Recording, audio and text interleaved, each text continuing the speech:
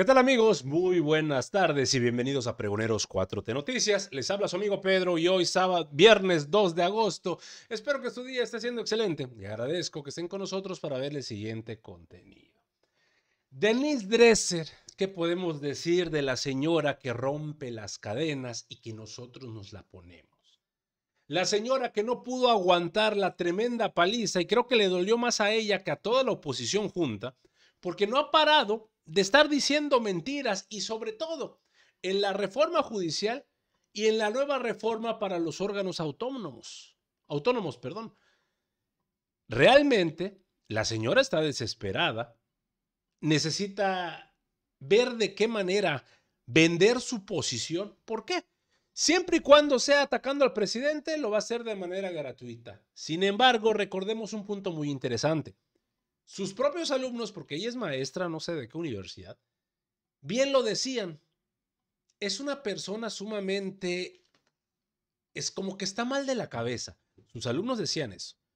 Si hablas bien de AMLO, te reprueba y te manda, ahora sí, a una lista donde te va a hacer la vida imposible. Pero si en sus clases hablas mal de la Cuarta Transformación, hablas mal del presidente, hablas mal de la doctora Sheinbaum, te vuelves su íntima y casi pasas sin ningún problema.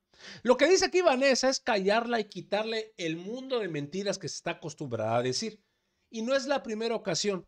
Y las expresiones que hacen, amigos, lo dicen por sí solo. Vean la tremenda madriza del poder que abusa y esas instituciones que hoy se busca absorber dentro del gobierno dominado por la 4T o instituciones que se busca de plano destruir o que el gobierno asuma sus funciones.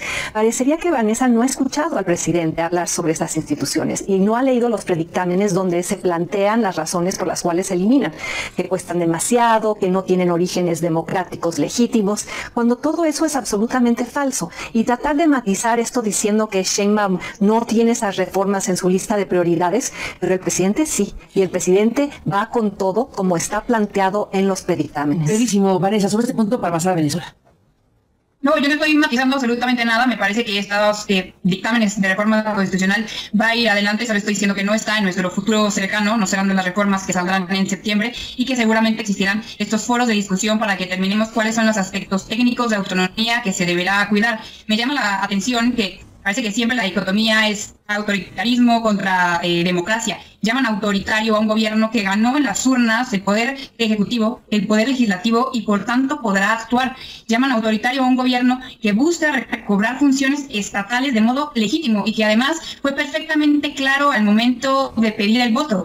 La bifurcación de caminos que se hizo explícita en la pasada elección del 2 de junio fue transformación y con elementos muy claros de cuáles iban a ser las transformaciones propuestas para el país en contra de la conservación de las instituciones como las proponía la Marea Rosa. Entonces a mí me parece perfectamente legítima la propuesta presidencial y que la continúe Claudia Sheinbaum.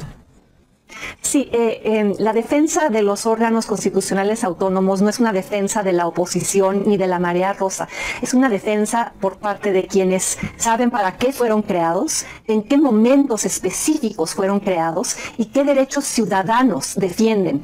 En esta discusión no he hecho la dicotomía democracia-autoritarismo, he hecho una defensa de instituciones autónomas del Poder Ejecutivo que se crearon precisamente para evitar abusos del Poder Ejecutivo y para darle competencia técnica a un Estado que no sabía manejar estos temas.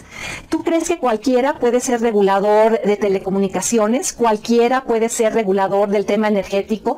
Y que estas funciones sean absorbidas por las secretarías en donde en este sexenio no se llevaron a cabo las funciones que ahora dicen que van a retomar de las organizaciones que pretenden destruir. Se elimina a la Comisión de Competencia, Vanessa, y dices la Secretaría de Economía va a absorber sus funciones. ¿Qué sucedió en este gobierno? Se intentó desde el Poder Ejecutivo regular o contener de alguna manera a Carlos Slim o a cualquiera de los otros oligarcas. Por cierto, los dirigentes, los presidentes comisionados de la Comisión de Competencia casi siempre han acabado demandados por los oligarcas que hoy el Estado mexicano, bajo el dominio de la 4T, protege y se acurruca con ellos. Veamos las cifras. Larrea y Carlos Slim, su fortuna aumentó en 70% en los últimos 4 años, precisamente por la debilidad regulatoria del Estado mexicano.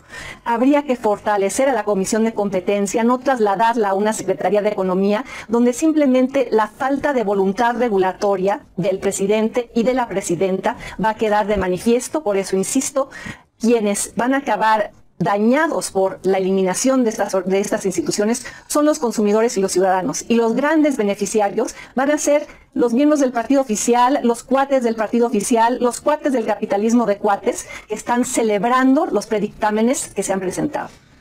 Vanessa, ¿cambiamos de tema o cerramos con este?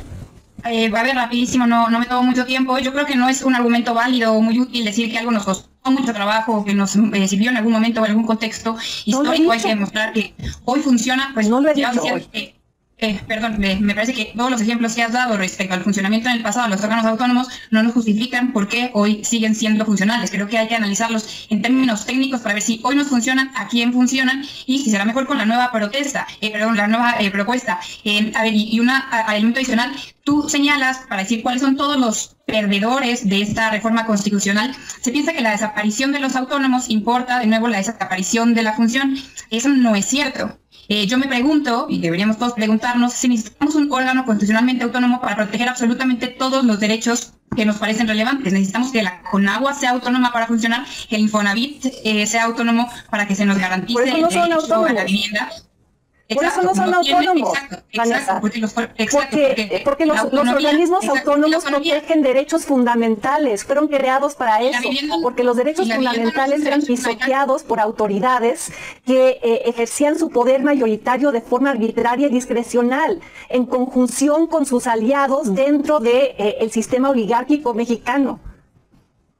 La educación no es un derecho fundamental y la vivienda no es un derecho fundamental y la salud no es un derecho fundamental. Entonces vamos a hacer todos los órganos que protegen esos derechos autónomos, la SEP, el Infonavit, la Secretaría de Salud. Lo que a mí me parece es que la oposición, como no le gusta el gobierno que ganó en las urnas el 2 de junio, lo que pretende hacer que se perpetúe es un gobierno paralelo, que es precisamente ese el que existe a partir de los órganos autónomos, gobiernos paralelos. Y me preguntas ahora si se intentó en esta administración disminuir desde el poder ejecutivo el poder de Slim o el capitalismo de cuates, y mi respuesta es no, y esas funciones hoy en esta administración están dentro de la COFECE.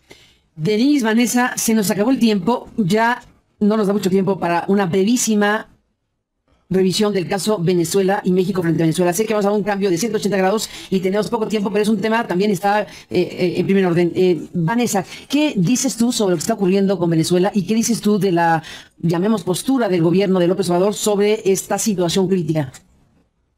La elección de Venezuela está llena de problemas. A 4 días de celebrada la elección, hoy la autoridad electoral venezolana no ha podido dar a conocer las actas de escrutinio. Es imposible hoy cotejar cualquier resultado en Venezuela. Y la información que da Maduro respecto a su aparente triunfo electoral no está sustentada en ninguna evidencia. Digamos, esa es la premisa general de la cual parto.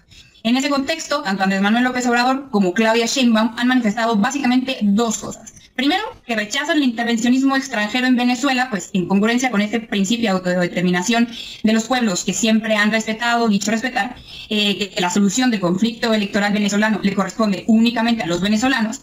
Y lo segundo que afirman es que es necesario contar los votos, pues básicamente respetar la voluntad popular. Entonces, en función de eso, alguien hoy afirma que la posición de México debería ser, por ponerlo así, más dura con Venezuela. Y que hagamos como otros países ya lo han hecho, desconocer la elección. Lo han hecho Uruguay, Guatemala, Perú, Costa Rica, que por cierto lo que se han ganado es que Maduro desconozca a su personal diplomático, los eche del país y pierdan absoluta interlocución con el régimen.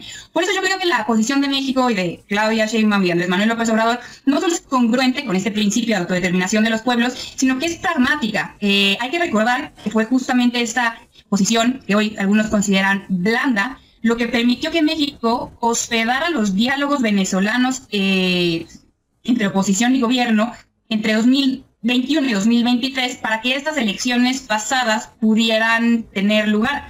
Entonces yo creo que esta posición que está teniendo México, y creo que se confirma con lo señalado hoy en la mañanera del presidente, le permite jugar un papel de interlocución mucho más importante que si pues tuviera una posición dura, categórica, porque esa posición dura, categórica, lo que impide es la interlocución. Una posición blanda, y con eso termino, pues blanda a los ojos de los críticos, pues permite seguir siendo jugador en el conflicto electoral y colaborar con el conflicto de la zona.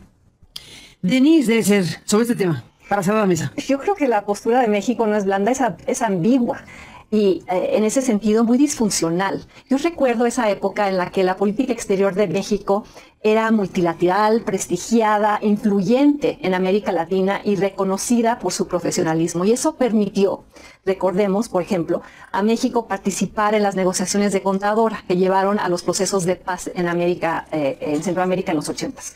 Hoy, lastimosamente, la política exterior de México está muy lejos de ese lugar.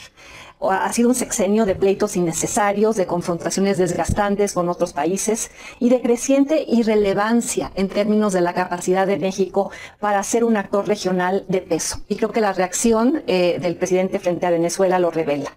No se hace una condena enérgica de lo que claramente es una elección fraudulenta. El Centro Carter ha salido a decirlo. ¿Para qué se crea el Centro Carter? Aunque a Vanessa no le guste la historia, a veces hay que sacarla a relucir. Se crea. A mí me da muchísima risa cómo viene Denise Dresser a apoyar diciendo que en Venezuela hubo un fraude, que hubo una elección de Estado, cuando el único que ha dicho esto ha sido Estados Unidos.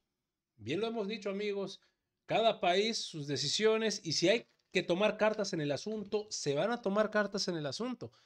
Pero como siempre, que venga la oposición en México y sobre todo Denise Dresser, que tiene cero peso en lo que diga como politóloga o lo que sea, porque solamente busca desinformar, lo que le encanta hacer a la oposición. Pero me da mucho gusto que Vanessa la haya puesto en su lugar y la señora se encabronó, la señora se molestó, no le gusta que le digan lo contrario a lo que ella piensa. Así de mal se encuentra la rompedora de cadenas, como ella se hizo llamar.